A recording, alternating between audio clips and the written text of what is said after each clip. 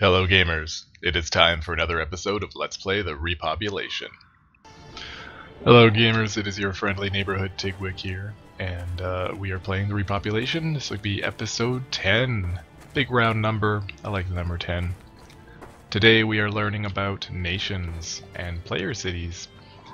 I'm in a crafting nation. It is, I think, the biggest crafting nation on the West Coast server, so on Hudson, which is the one that I play on. And this particular crafting nation has multiple player cities. We're standing in one right now, actually. This garishly colored neon discotheque from hell.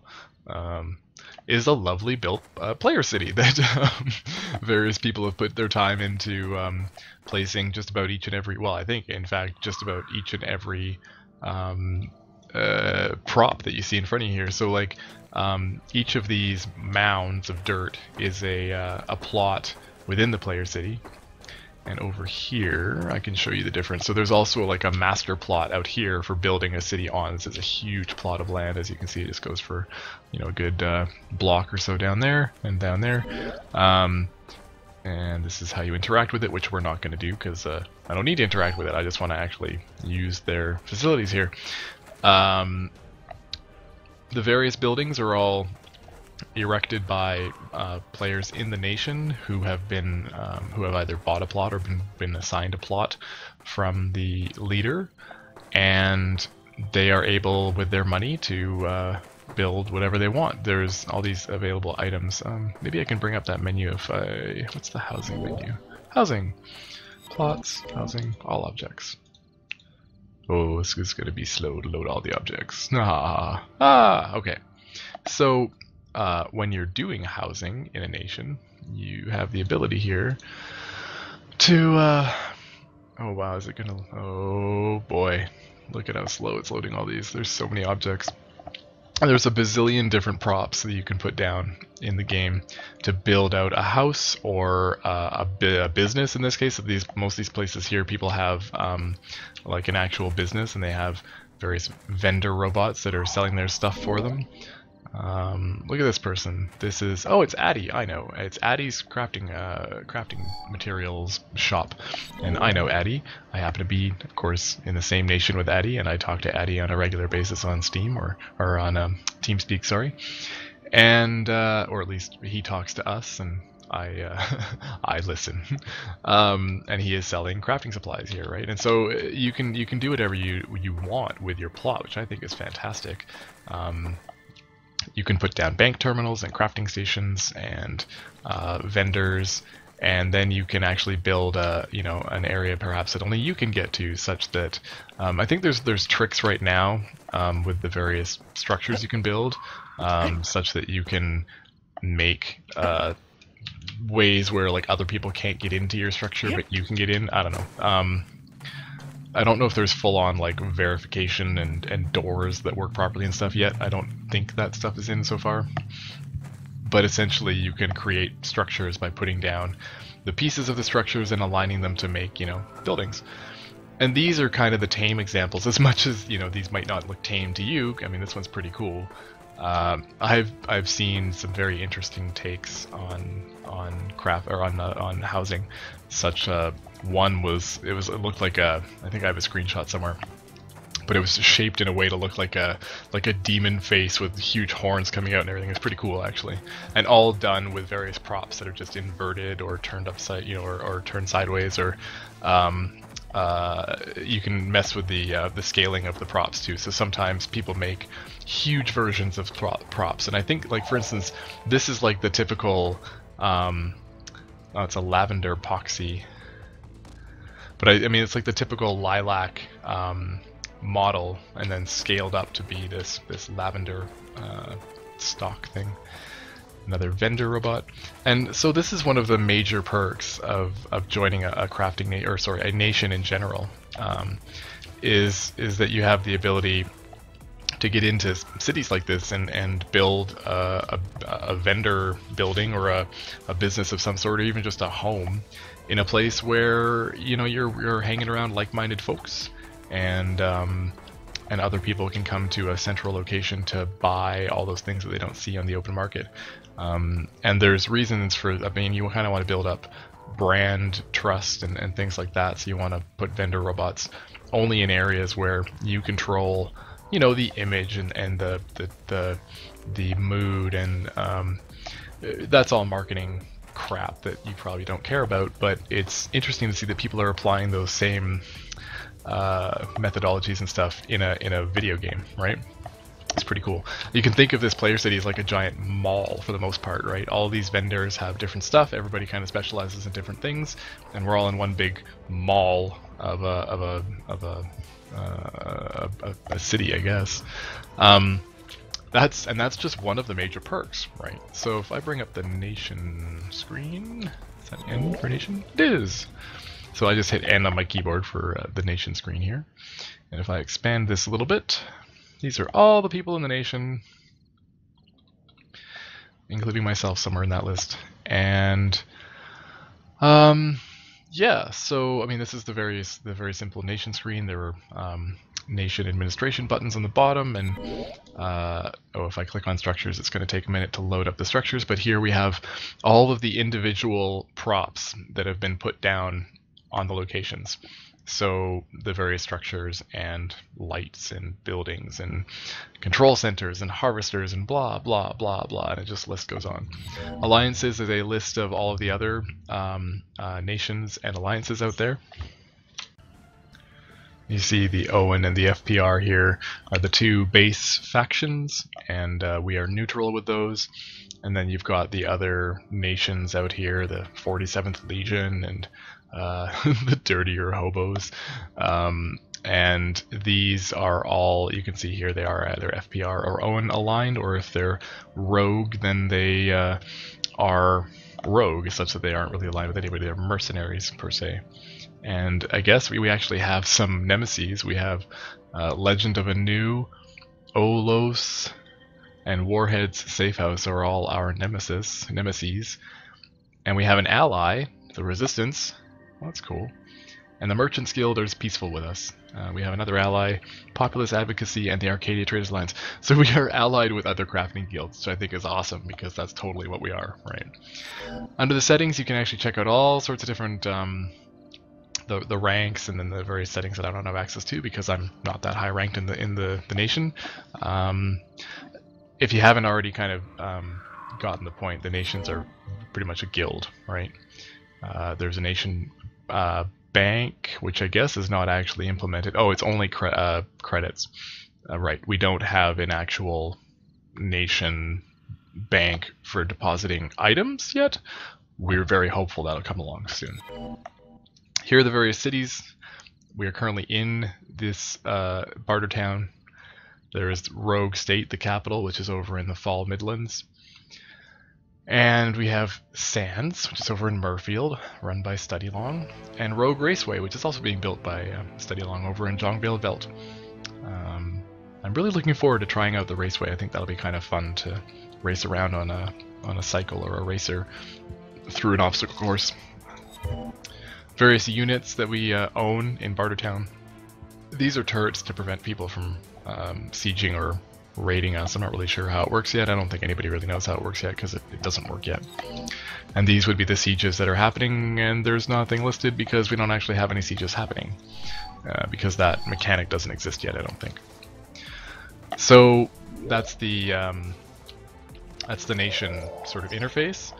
The other perks would be they're harder to describe, but having a group of people that, especially when you're new, having a group of people that you can learn so much from so easily.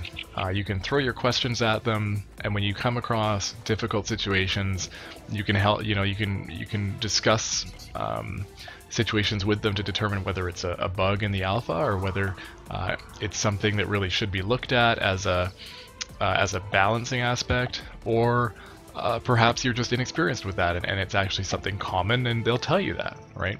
So just the interactions with your nation mates would be very helpful for anybody starting to play this. I know that when I was first starting out, I saw people talking about various things and how far along they were, and some people were already saying, oh, I've got this at Grandmaster already, and I'm like, how can you possibly do that? You've only been playing for like 2 months and you have things already at Grandmaster. Well, first, I found out that some of those things were fairly easy to Grandmaster, and the SI that they were getting for various other activities was enough to really bolster their Grandmastering of that particular skill. So I found out that, okay, maybe they're not amazing, they're not Supermen, but they're still very efficient, and that's because there was these people were in a nation, and they were giving each other the resources they need without having to exchange money to build all sorts of stuff, and just keep crafting and crafting and crafting. And the more that they would craft, they would just, of course, just keep, and then the things that they craft, the worst quality material they would craft, they would give that as it's called, burner items when you're not actually using them for the purpose of a fitting or something like that. You're simply making them to craft up to grind up the skill. You would give these burner quality items to somebody else who needs those as ingredients to the next thing. And because everybody then uses something, everybody is benefiting from everybody else's work without having to exchange any money. And so it was very easy for some of these people to get the resources they needed to grind up their skills to Grandmaster in no time, right? I'm not quite there yet, at all, but I'm having a lot of fun, because anytime that I need various parts that I just need low quality stuff, I can just ask, and suddenly I'll just get an email in game with a bunch of stuff, It's kind of hard to turn that down, right? I mean, that's a huge boon to being able to succeed in this game. And if you're going to specialize, I mean, you have to specialize. The fact that you have to specialize means that you're going to have to rely on people anyway. Why not be in the same nation with those people? Because then they have your interest at heart as well, right? I mean, if you're solo and you're specializing in something that is very intensely complex, I don't know, like building harvesters, because currently building harvesters is ridiculously complex. So if you're specializing in building harvesters right now, as a solo person, you'd kind of be screwed. You would have to spend forever getting the various parts necessary. You could interact with other people to do it, and sure enough, I'm sure you could come to terms where, depending on how much money you had on you and how much other stuff you could craft in exchange, you could probably barter yourself the parts you need, and but you would probably spend, upwards of tens, thousands of credits, right? And if you're in a nation and everybody's goal is to help everybody else advance, there's going to be like no money required for people to just send you the parts that you need to get starting on that. And then as you build parts of it, you can then send the other parts that you've built that aren't really applied to that to other people who can then use that to, and the whole thing just continues such that now you've benefited somebody else and they're about to benefit you back. It's always this whole pay it forward and you'll get it, tenfold. It's kind of like an in-game version of karma, right? It just works. I find that anytime that I'm just grinding through skills, I will just keep the stack of whatever I just made, even though I don't need whatever I just made. It's just burner quality, I don't know, motherboards or something, right? But I can send those to anybody really in the guild who needs motherboards, and they'll put them to use, even if I don't, right? And then suddenly that person is able to make a few items that are also not so great quality, but now they ground up their skill because they were able to make this because I sent them some motherboards, right? So here they are, they can put those motherboards in a recipe, make some new stuff. They don't need the new stuff, they just want their skill to go up. So they email the new stuff to somebody else who then has to use that to make something new, and it just keeps going. It's a wonderful symbiosis. You can't really experience it until I can't really describe it until you experience it, because the feeling of not having to worry about dumping money into the system in order to get the parts you need to craft is awesome. And not just crafting, but fittings. I do combat, and I can just ask Gear for fittings. Gear is he's the armor crafter, armor fitting, and now he's doing weapons fittings as well, and I can just ask Gear for fittings, and he would just work on some fittings for me. And depending on if I could get him better quality materials to put in them, I can actually get him to make better fittings for me. But if I just want burner quality fittings that will help me a little bit, he will just give them to me, because that's what we're about, right? That's what the nations are about. So you have this cohesive goal of helping everybody succeed, because it helps, helping person A succeed indirectly will help you succeed in the nation too, right? It's just how it works. It's amazing. Yeah, I think that's really all there is to talk about right now. I've touched on the fact that there is no nation bank for items, but we're really hoping that's going to happen at some point, because again, as much as I can ask who needs extra parts, it'd be easier if I could just dump those extra parts into a nation bank, so that other people can just come along and go, oh hey, I need a stack of that, can I have that, and they can just take it out of the bank without having to interact with me at all. That would be a wonderful feature to have. So if the devs are watching, hint hint. Shoutouts to Gear for getting me into this nation in the first place, because I love these guys. I think in one of the other videos I mentioned Azarulia, who we ran into in Plymouth City. He's in our nation, and he's often on TeamSpeak, and we chatted up. And he and Gear and Addy and Krulk, and these guys are like, and Mikare and all these, I mean everybody, not just guys but girls, they're all very knowledgeable about this, so I don't have to worry about not knowing what I'm talking about, because they know what they're talking about, and I just absorb all this awesome information from them when I'm on TeamSpeak and stuff with them, and then it helps me enjoy the game that much more, because I realize that there's so many more mechanics to this than you realize on the surface. You look at this and you're like, well, so what? It's just a bunch of like robots that are standing around, but then you realize that these vendors can do this, and you can subscribe to the person's player shop, and you can, it's like, oh well, this person's house just looks like a house, yeah, but you can take that wall and scale it way up and make it look like it's a cliff now, and just, things that I would have never thought of that I keep hearing about on TeamSpeak, and just blows my mind, right? So I think that'll be our episode on nations and player cities and the benefits of all those things. I highly recommend you find yourself a nation.